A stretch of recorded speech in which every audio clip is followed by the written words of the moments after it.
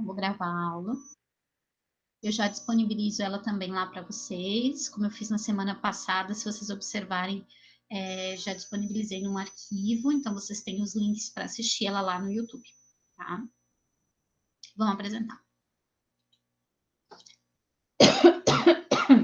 Ó, Covid. Espero que não.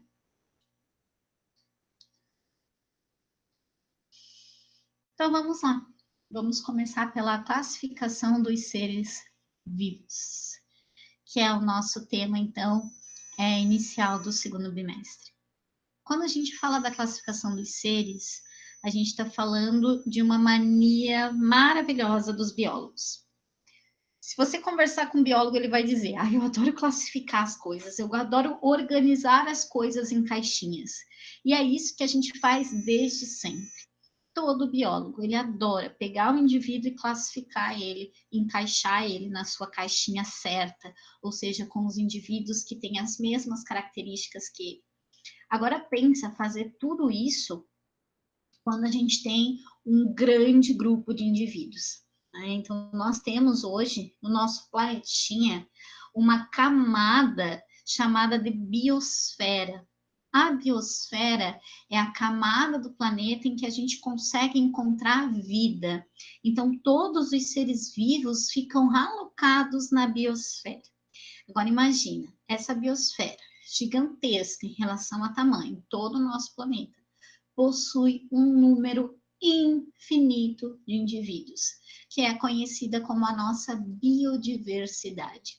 Bio, vida, diversidade, vários. Então, nós temos vários grupos de indivíduos pertencentes a essa biosfera. Essa imagem aqui ao lado traz aí uma minoria desses grupos, né? Quando a gente fala de planta, quando a gente fala de inseto, quando a gente fala de animais superiores, por exemplo, as aves, os répteis, os mamíferos, nós temos uma infinidade de indivíduos, mas uma infinidade mesmo. Tanto que a gente ainda não conseguiu classificar todos os indivíduos do planeta. Nós temos uma biodiversidade tão grande que a gente ainda não deu conta. A gente só vai conseguir classificar isso a partir do momento que a gente tiver muito investimento na ciência. E a gente sabe que isso não acontece. E claro, a gente precisa dos pesquisadores com muita força de vontade para trabalhar na área da classificação, que é uma das áreas mais difíceis da biologia. É a parte da taxonomia. É muito difícil você conseguir dar nome aos indivíduos e identificar todos eles. Quando a gente fala dessa grande biodiversidade, eu também não posso deixar de falar que existem condições específicas para que essa biodiversidade aconteça. Nós temos os famosos biomas. Os biomas são basicamente conjuntos de fatores climáticos, a fauna e a flora de um certo espaço, de um certo ambiente. Eu costumo, toda vez que falo de biodiversidade, falar do Brasil, porque o Brasil é um país muito extenso, é um país muito grande, e pelo fato de ser muito grande, tem vários fatores climáticos diferentes e vários seres diferentes, e todos eles com uma rica biodiversidade. É claro que quando a gente fala de biodiversidade, a gente volta falando da floresta amazônica ou do bioma amazônico, mas não somente. Tá? O bioma amazônico, por exemplo, recebe todos os anos visita de cientistas, que eu ainda acho muito pouco, mas vai uma galera para lá para fazer estudo, tentando classificar os seres que moram lá. Quando eu estava na universidade, eu tive a chance, mas eu não quis ir, porque eu ouvi falar que era meio escravo. A gente tinha um professor que ia trabalhar com onça pintada, dentro da floresta amazônica. Né? Eu sei que o pessoal da Florestal vai todo ano, porque tem o projeto Carbono Zero, que vai todo ano para a floresta amazônica trabalhar com espécies botânicas, então trabalhar com planta. E sei que vai cientista todo ano para lá trabalhar com anfíbio, trabalhar com inseto. E a gente tem grupos que até hoje não foram classificados dentro dessa região. Mas quando fala de riqueza, claro, o bioma amazônico é muito rico, mas não é o único. A gente fala muito do Brasil, do Pantanal, planície alagada, que consegue ter uma riqueza gigantesca. O Cerrado, que mesmo com condição de um solo específico, com as suas plantas mais tortuosas, também tem uma beleza, também tem uma boa biodiversidade. A Caatinga, quando a gente fala de animais adaptados à seca, e principalmente quando a gente fala do nosso bioma, que é o bioma de Mata Atlântica. Observe que ele pega lá do Rio Grande do Norte e vem até trechos do Rio Grande do Sul. Esse bioma com uma zona costeira e também com uma face mais interna, onde a gente está localizado aqui em Santa Catarina, a gente tem uma riqueza gigantesca, gigantesca. Então, nós temos aqui um bioma que tem uma boa qualidade de água, pelo menos a princípio, né? E o Pampa, por fim, né, que também é bem biodiverso, também tem uma quantidade interessante de indivíduos vivendo lá, né? Principalmente de insetos. Um dos lugares onde a gente encontra a maior quantidade de besouros, de coleópteros, é no bioma do Pampa. Mas, conhecendo esses biomas, conhecendo um pouco da biodiversidade, o que os biólogos fazem? Classificam, encaixam nas caixinhas. E tudo isso começou por meio do estudo do carvão Linné, que o bom brasileiro passou a chamar de Linneu. Tem boa parte dos nossos livros, você encontra o nome carvão Linné e do ladinho Linneu. Em 1758, ele publicou, organizou os seus estudos, chamado de Systema Naturae, no qual está falando da classificação dos primeiros seres, né? Ele começou a classificar os indivíduos de acordo com as suas características, até porque todos amam classificar os seres, todos aqueles que trabalham um pouquinho com a biologia adoram classificar. No início, para vocês terem uma noção, antes do sistema do Linneu, se classificava os seres assim: tudo que era verde era planta e tudo que se mexia era bicho. Mas se a gente pegar os marinhos, por exemplo, as esponjas, elas não se mexem, mas é bicho. Aí, se a gente for pegar, por exemplo, aquele peixe que faz fotossíntese, que é uma super exceção, ele tem uma pigmentação verde, né? E ele é um animal, é um bicho. Então, como é que faz para classificar esses indivíduos? Hoje, a gente usa um sistema chamado de sistema binominal ou binomial de nomenclatura, que se encaixa dentro da ciência da taxonomia. Então, a taxonomia, o termo taxis, do grego, vem ordem, né, remete à ordem, e o nomia lei. Então, você tem uma lei para organizar os indivíduos, para seguir as normas dos indivíduos. É uma das ciências mais difíceis, porque toda vez que você vai classificar um indivíduo, você precisa fazer um estudo mundial. Você tem que ver se aquele indivíduo já existe, se existe em outro lugar, tem nome para o indivíduo, tem uma característica comum. Então, dá muito trabalho se envolver com a ciência da taxonomia e, inclusive, trabalhar com o sistema binomial. Tá? O sistema binomial, ele começou pelo estudo do carvão Linné em 1758 e ele veio justamente para fazer uma padronização, né? Principalmente entre as espécies, por causa disso. Pensa que as pessoas conseguem chamar os indivíduos de vários nomes diferentes. Isso acaba trazendo problema para o método científico. Observe esse indivíduo que está aí ao lado. Dependendo do lugar que você está, você chama ele de várias coisas. Você pode chamar ele de cão, de cusco, de guapeca, de jaguara, de dog, mas é o mesmo indivíduo, é um cachorro. Só que vai depender do lugar onde você está. Né? Se você está aqui no Brasil, você vai chamar ele de cachorro. Se você estiver lá nos Estados Unidos, você vai chamar ele de dog, mas é o mesmo indivíduo. Então, o que eu faço para isso? Eu crio uma padronização. E foi isso que o Carvão Linné propôs. Ele propôs padronizar os indivíduos de acordo com a sua espécie. Mas o que é espécie? Para a gente começar. Bom, espécies são indivíduos que possuem características muito similares, ou seja, características semelhantes, e que conseguem, a partir do momento da reprodução, gerar descendentes férteis. Aqui tem exceções, quando a gente estiver falando da mula ou quando a gente estiver falando de indivíduos que reproduzem assexuadamente, tá? Mas espécie, indivíduos com características semelhantes e que vão originar descendentes férteis. O que o Linneu fez? Linneu, vamos abrasileirar o carvão Linné também. Ele batizou os indivíduos com um nome científico. No caso do cachorro, que a gente pode chamar de jaguara, de guapeca, de cusco, ele batizou de canis familiares. E aqui tem um detalhe muito importante. Essa nomenclatura está em latim. Hoje, o latim é considerado uma língua morta, mas ela é muito utilizada na biologia, na química, enfim, no ramo das ciências. Nós usamos o latim principalmente para nomenclatura científica. Canis vem dos canídeos, uma das classificações desse animal, e familiares, porque foi um indivíduo que, por meio das pressões seletivas da evolução, conseguiram ficar domesticados, por isso familiares, é um animal da família, é o Canis familiares. Prof, quando eu estiver falando de raça, por exemplo, a gente tem o Canis familiares pincher, a gente tem o Canis familiares labrador. Então, vocês têm grupos específicos de subespécies dentro dos Canis familiares. Tá? Além disso, você consegue ter variedades diferentes desse indivíduo, mas todos eles são Canis familiares. Tá? Então, a gente começa com o trabalho do Carbon-Linné, binomial, com a ciência da taxonomia, trabalhando diretamente com as espécies, batizando as espécies. Tá? Aqui eu quero contar uma historinha, antes de falar da classificação, que eu costumo contar sempre.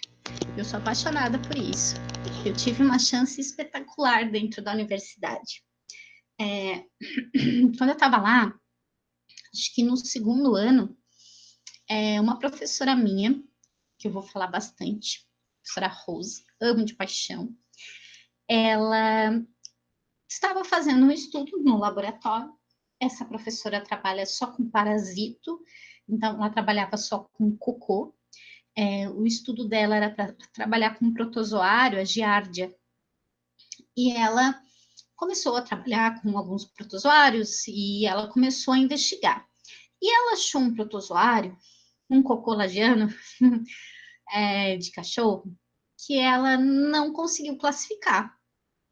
E ela corria as famosas fichas, que existem muito na biologia, a gente tem vários livros de fichas de classificação, em que você vai observando todas as características do indivíduo, e ela foi classificando, mas ele não se encaixava em grupo nenhum, ele não se classificava em espécie conhecida nenhuma.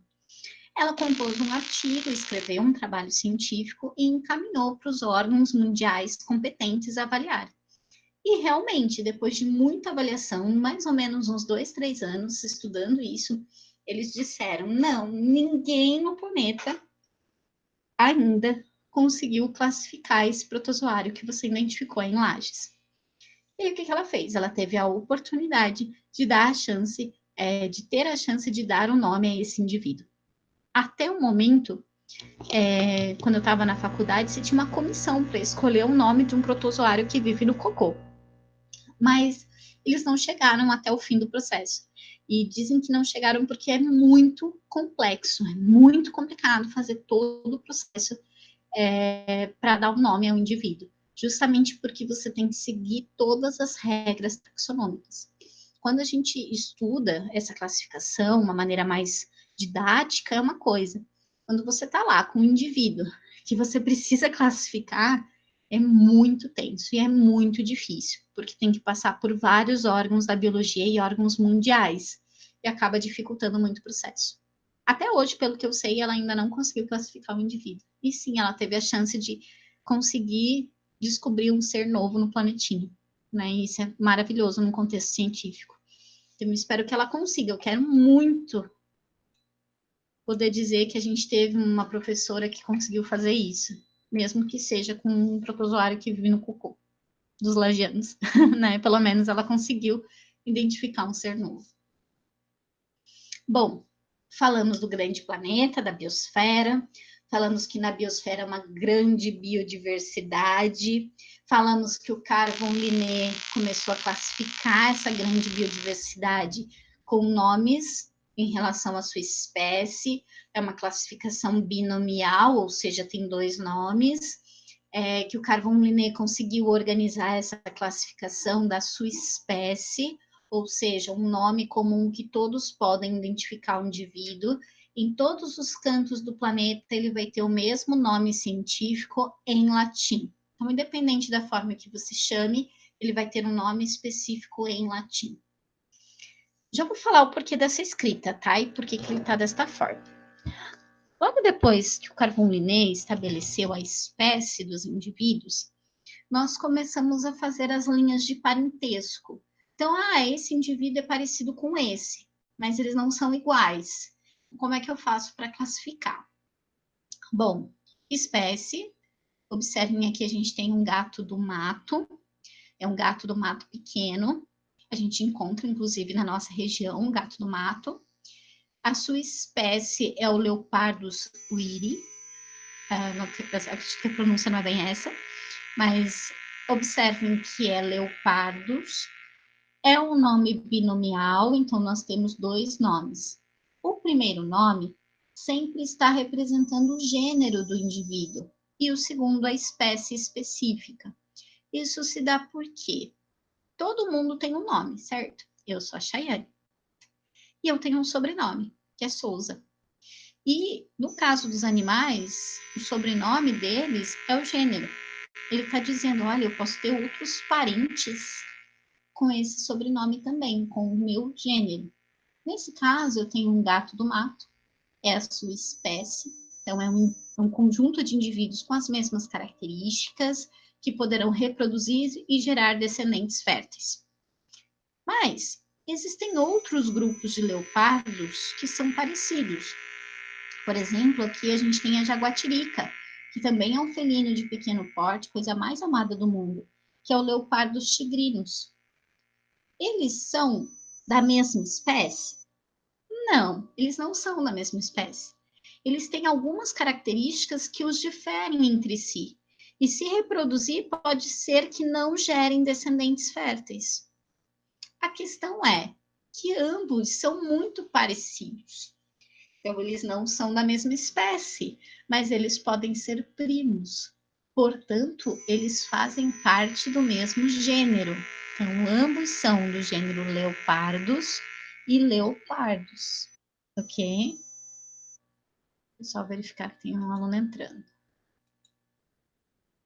Então, ambos fazem parte do mesmo gênero. Ambos são leopardos.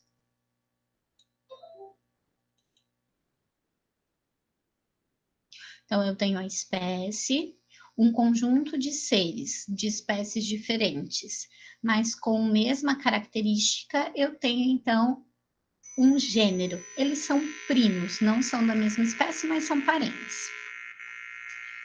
Eu consigo juntar em um grupo indivíduos que têm características próximas, mas que não são, assim, primos de primeiro grau, formando uma família. Observe. O gato do mato e a jaguatirica até são bem parecidos. A questão é que eles são parentes do puma com collar, que é o nosso leão-baio, e são parentes também da pantera onça, então da onça pintada. Eles são parentes formando uma família, ou seja, todos eles têm uma característica que os fazem parecer com gatos. Se eu colocar o gato doméstico nessa imagem, ele também vai fazer parte dessa família, né? O Felix catus, ele faz parte dessa família, porque ele também é da família Felidae, ele também tem características de felinos. Tá? Então, uma família é quando eu junto vários gêneros com a mesma característica. Então, eu consigo formar uma família. Nesse caso, a gente tem a família Felidae. Como vem do latim, né, se pronuncia ide. Então, Felidae, a família dos felinos. Por isso que a gente observa algumas características muito comuns. Quem tem gato em casa sabe que gato ama caixa. Se você soltar uma caixa no meio da floresta, pode ser que alguns animais destes, mesmo sendo de grande porte, consigam entrar e ficar dentro da caixa. Tá? Então, eles fazem parte da mesma família. Quando eu junto várias famílias, eu consigo ter a formação de uma ordem. Então, aqui, por exemplo, eu tenho a família dos felinos e eu tenho também a família dos canídeos. Mesmo que eles sejam distantes, ambos se alimentam de carne. Então, eles formam a ordem dos carnívoros ou a ordem carnívora.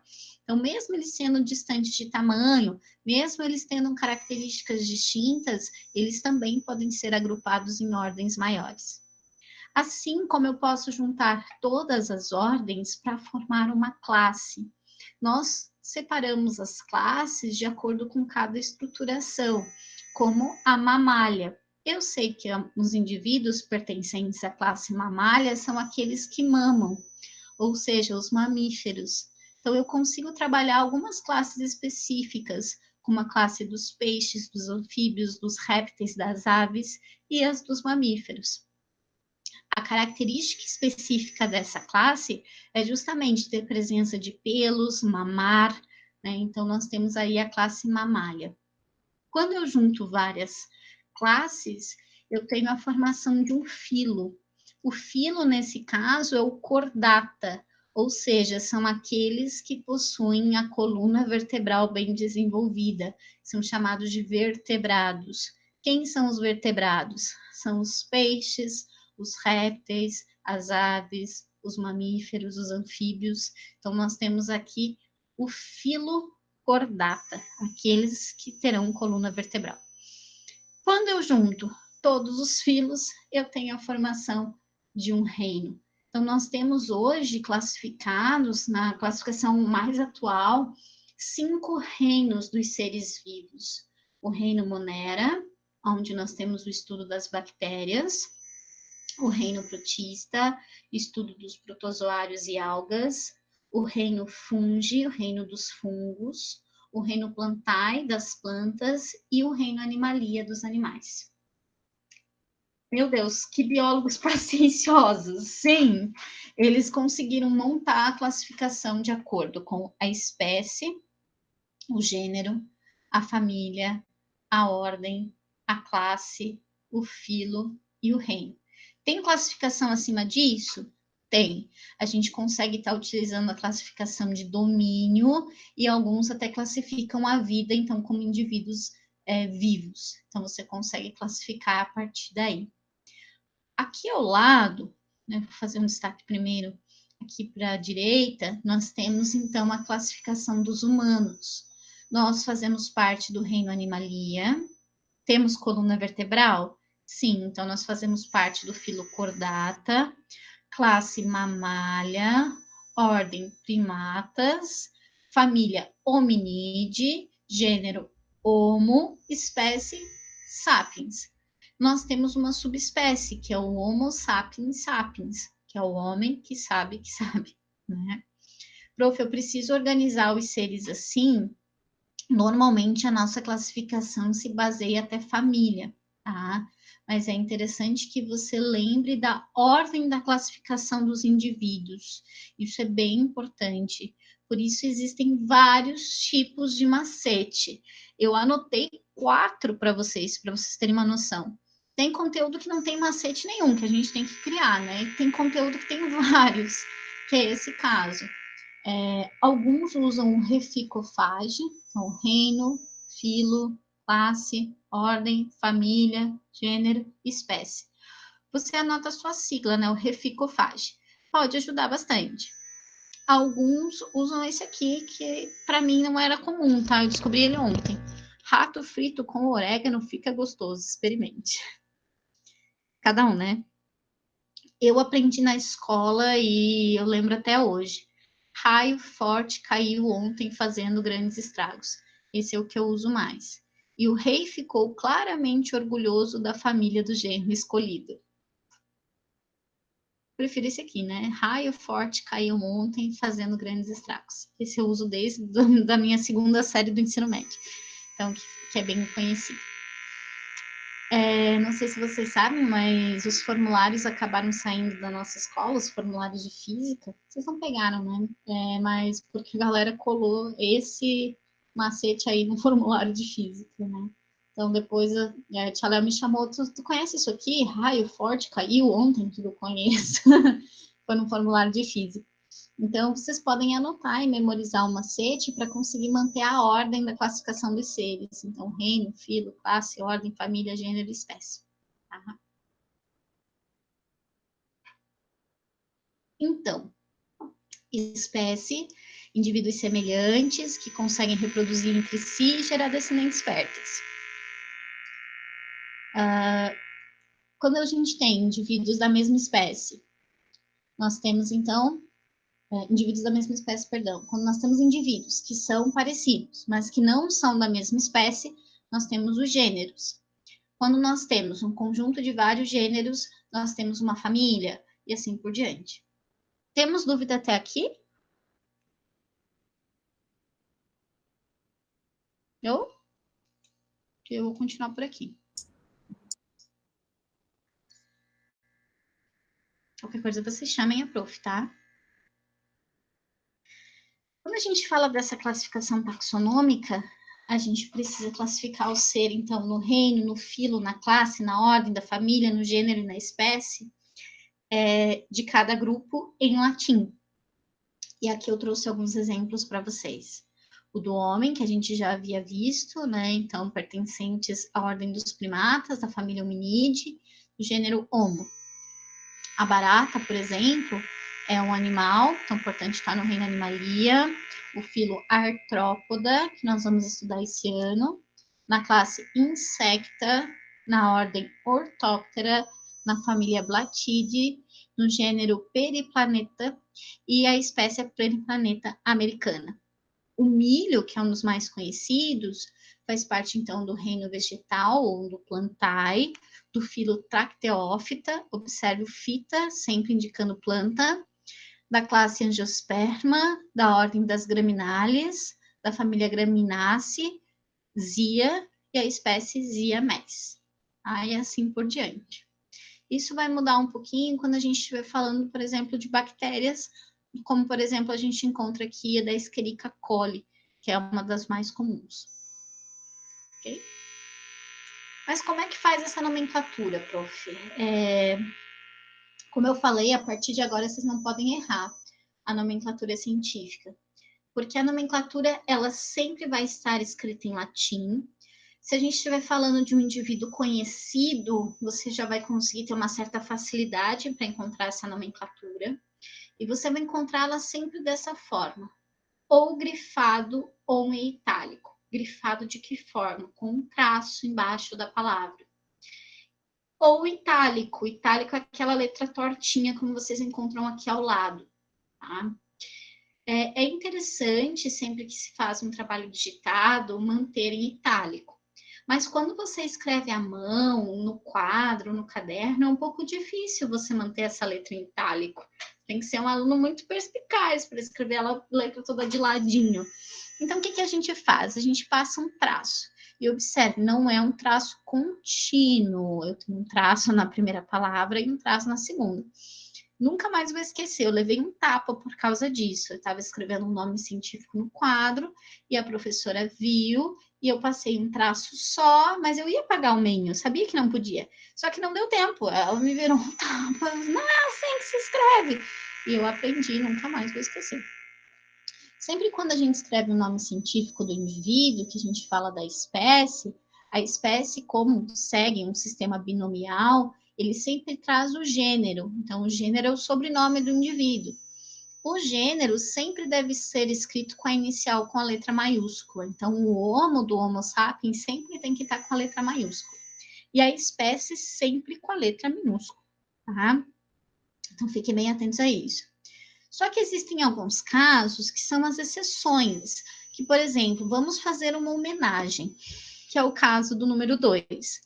Nós vamos fazer uma homenagem ao Oswaldo Cruz, que foi um dos cientistas que ajudou a descobrir o Trypanosoma cruzi, né, que é a famosa doença de Chagas, que é causada por um protozoário. Ele ajudou a descobrir, mas é um nome de uma pessoa, Cruz. Eu escrevo com letra minúscula ou com letra maiúscula? Você pode usar das duas formas, tá? Tem materiais que trazem, por exemplo, Trypanosoma cruzi com letra minúscula, está correto. E tem materiais que trazem com a letra maiúscula, também está correto, tá? Normalmente se recomenda que se use a letra maiúscula porque eu estou referindo a um cientista, um nome próprio, então tem que estar ali com a letra maiúscula. Mais uma vez, ela está em itálico nesse caso, e aqui está sublinhado. Às vezes até melhor usar sublinhado porque o itálico não aparece direito, né? Então o pessoal também pode usar dessa forma. Em alguns raros casos, aparecem subespécies e subgêneros, porque algumas famílias são muito grandes, então o pessoal ainda vai classificando dentro deles. Se eu estiver falando de uma subespécie, assim como se escreve a espécie, é com letra minúscula. Se eu estiver falando de gênero, a inicial deve estar maiúscula e entre parênteses. Por isso, muitas vezes vocês encontram um nome científico com um gênero, com uma letra maiúscula, entre parênteses, um outro nome com letra maiúscula. Então, ele está te dizendo que existe um subgênero. E quando a gente fala das famílias, aqui tem uma classificação meio geral para falar de animal e planta, que são as famílias que a gente conhece mais. Sempre que a gente está falando de animal, a gente tem o sufixo id. Então, a gente vai estar falando, por exemplo, como a gente discutiu, o felide, né? Então, a família dos felinos. Quando a gente fala de planta, termina com ace. Asteraceae, magnoliaceae, então tudo termina em ace. Tá? Então, tudo que estiver falando de família de animal é id. Tudo que estiver falando de família de planta é ace. Vocês encontram essas normas e todo o conteúdo que a gente falou até agora da página 4 até a página 11, certo? E por fim, na nossa aula, a gente vai classificar os reinos. Nós seguimos 3 tópicos, 3 critérios de classificação dos reinos. Inclusive, esse material ele é igual ao do primeiro ano. Vocês encontram na página 12 e 13. Ele é igual ao que vocês tinham lá na frente, se não me engano, era na frente A do primeiro bimestre. Então, vocês tinham lá os critérios de avaliação, de classificação dos seres. A gente classifica os seres de acordo com a organização da célula, o número de célula e o tipo de nutrição. Então, os tipos de organização celular. Ele é procarionte ou eucarionte? A gente sabe que só existe um reino procarionte, que é o reino Monera. Todos os outros serão eucariontes. Para quem não lembra, procarionte não tem núcleo definido, ou seja, não é delimitado pela carioteca, e eucarionte tem núcleo delimitado pela carioteca. Também classifica de acordo com o número de células. Pode ser unicelular ou multicelular. Unicelular se tiver uma, multicelular mais que uma. E o tipo de nutrição varia. Ele pode ser autótrofo ou heterótrofo. Autótrofo produz o seu próprio alimento, normalmente fotossíntese ou quimiossíntese. E heterótrofo vai ter que buscar esse alimento como consumidor. E a gente tem 2 classificações. O sistema Whittaker, de 69, e o da Margulis e Schwartz, que é da década de 80. Eu, pessoalmente falando, sempre uso da Margulis. A classificação dessas 2 biólogas é a mais usual até hoje. Só que a classificação de 69, ela tem 2 exceções que costumam dar problemas nos vestibulares, nos exercícios. Então, eu vou trabalhar com vocês as 2. Tá? Então, seguindo essa imagem, a gente tem aqui uma árvore que ajuda a identificar bem esse processo. Nós temos o reino Monera, que nas 2 classificações considera da mesma forma. Indivíduos procariontes, unicelulares, heterótrofos, e uma pequena porção é autótrofo, porque nós temos aqui no reino Monera algumas algas azuis, que mudaram a sua classificação para cianobactérias. Tá? Então, são grupos procariontes que podem fazer fotossíntese. Reino protista, ou reino protozoa, ele tem indivíduos eucariontes, unicelulares, e aqui tem um detalhe, eles são heterótrofos ou autótrofos, segundo a classificação de 69. Em 69, ele classifica no reino protista apenas algas unicelulares, ou seja, algas com uma célula só, mas que podem fazer fotossíntese, portanto, autótrofas. Tá? Já a classificação dos anos 80, que é a classificação que a gente segue, inclusive, no nosso material, inclui também algas multicelulares.